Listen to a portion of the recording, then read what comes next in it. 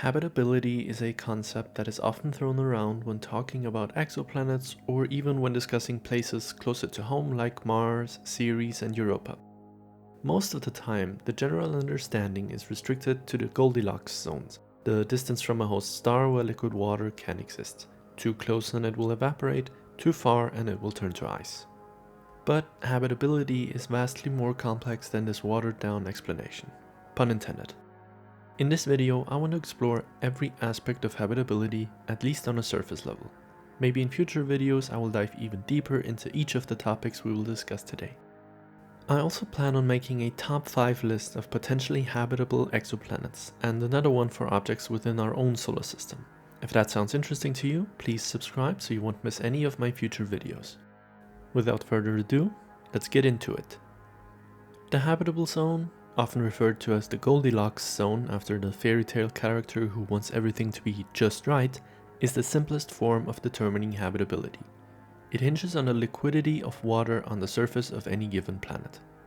If a planet is located inside of this zone around its host star, then liquid water can exist on the surface like on Earth. It's important to realize, however, that this doesn't mean that there is liquid water, just that there theoretically could be. It's an indicator of a possibility, not proof of a fact. For example, Mars lies within the habitable zone of our own solar system, and yet it does not have liquid water on its surface. It's all frozen. But we can see geological features that strongly imply the existence of liquid water at some point in the past. Also, this should go without saying, but there are many different types of stars out there, and the size and location of a star's habitable zone depends on the star itself. If the star is hotter, then the habitable zone will be further out. In this graphic, you can see a size comparison between 3 different types of stars. Our Sun is the one on the bottom, a G-type star. We'll come back to this later. Now, as Mars has just shown us, the habitability of a planet is an infinitely more complex question than just the habitable zone. Here we have a planet that should have liquid water, but doesn't. Why not? Well, the reason why Mars doesn't have any is its atmosphere, or lack thereof. It technically does have one, but it's extremely thin, just about 0.6% of Earth's average surface pressure. No proper atmosphere also means no greenhouse effect, which can be good and bad, but for Mars it means that it gets really cold. So, we see that the conditions of a planet are crucial to determining habitability, not just its distance from the host star. We need to account for that. A 2013 paper by Kaparapu et al. Suggested 3 possible models for the calculation of the inner edge of the habitable zone. The first and most conservative one is called the moist greenhouse, which occurs at a planetary surface temperature of 340 Kelvin. The water vapor content of the atmosphere increases by an order of magnitude here. A cloud layer may push the inner edge of the habitable zone even closer towards the star as it would cool down the surface. For an Earth-like planet orbiting the Sun, this limit would be at around 0.99 AU. Don't forget, Earth's distance to the Sun is 1 AU, so we're cutting things close according to this model. The second limit, known as runaway greenhouse, corresponds to the distance where all oceans would completely evaporate. Water vapor is an extremely efficient greenhouse gas, much more so than CO2. So this would lead to the planet becoming even hotter, and eventually the H2O molecules in the upper atmosphere would be dissolved by radiation and hydrogen would be lost to space. In our solar system, this limit would sit at approximately 0.97 AU from the Sun. The third and most optimistic limit is called recent Venus and is based on the assumption that about 1 billion years ago, Venus had liquid water on its surface. This is based on data gathered by the Magellan spacecraft. Back then, according to the standard stellar evolutionary model, the Sun would only have had 92% of its current luminosity, meaning that habitable zones can also change quite dramatically over a solar system's lifetime. This limit would sit at around 0.75 AU in the modern day. For the outer edge of the habitable zone, we have 2 possible models. The first one corresponds to the distance where clouds of CO2 would form in a planet's atmosphere. This would increase the planet's albedo or reflectivity, and at some point more heat would be reflected than could be trapped by greenhouse gases. which is why we refer to it as the maximum greenhouse. In our solar system, this would be at a distance of about 1.7 AU. For comparison, Mars's orbit has a semi-major axis of about 1.5 AU. The second model for the outer edge, similarly to the recent Venus model for the inner edge, is based on data we have gathered about our own solar system and its planets. As I've just mentioned, Mars's surface shows signs of liquid water being present approximately 3.8 billion years ago. As such, we call this model early Mars.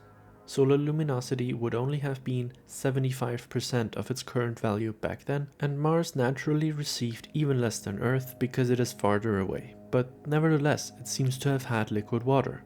This pushes the outer edge of the habitable zone out to approximately 1.77 AU. This is a very brief overview of these models. Each of them could have their own full-length video dedicated to it. Maybe I'll do that someday. Let me know in the comments if that sounds interesting. Let's zoom out. Because in order to understand habitability, we do not only have to talk about habitable zones within solar systems, we also need to talk about galactic habitable zones. This refers to the region of any given galaxy where life is most likely to develop, because they're not all the same.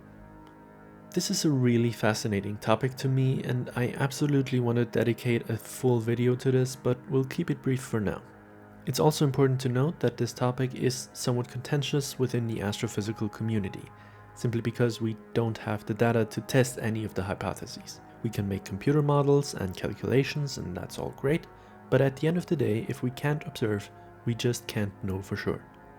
In general, we expect planets that can develop life to have a higher level of metallicity. Metallicity refers to the amount of heavier elements within a star or solar system. The older a solar system, the lower its metallicity, since stars need to fuse those heavy elements together in their cores and then spew them out into the universe when they go supernova. This means that regions with older generations of stars, the retirement homes of galaxies, are much less likely to develop life. In spiral galaxies, that generally makes the thin disk the more suitable zones for habitability. That's also where Earth is.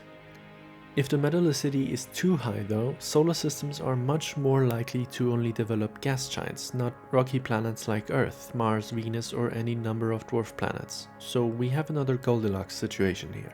You want to be in the middle.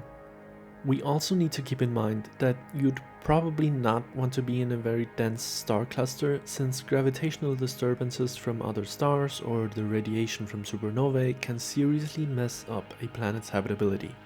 The latter can even sterilize it outright. This means that the galactic bulge, the central region of a spiral galaxy, is out of the question. That leaves us with this somewhat narrow band of relative stability in spiral galaxies where habitability is the most likely.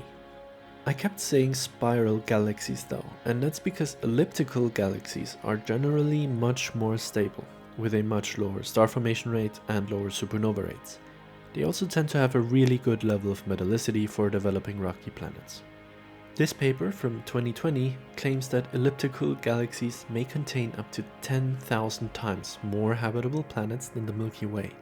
They may not look as pretty as a spiral galaxy, but damn, they might be teeming with life. Probably the most important factor in determining habitability is the host star of any given solar system. Let's quickly run through how stars are categorized, otherwise this won't make much sense. There are 7 main spectral types of stars, which rank them on the basis of their temperature and size. From hottest to coolest, these are O, B, A, F, G, K, and M. A little phrase that we learned in uni from memorizing the order is "Oh, be a fine girl, kiss me," which is really cringe and a little sexist, but luckily you can just replace girl with guy, whatever floats your boat. Each of these types can then be subdivided by adding a number between 0 and 9, with 0 being hottest and 9 being coolest. This is called the Morgan-Keenan system, or just MK for short.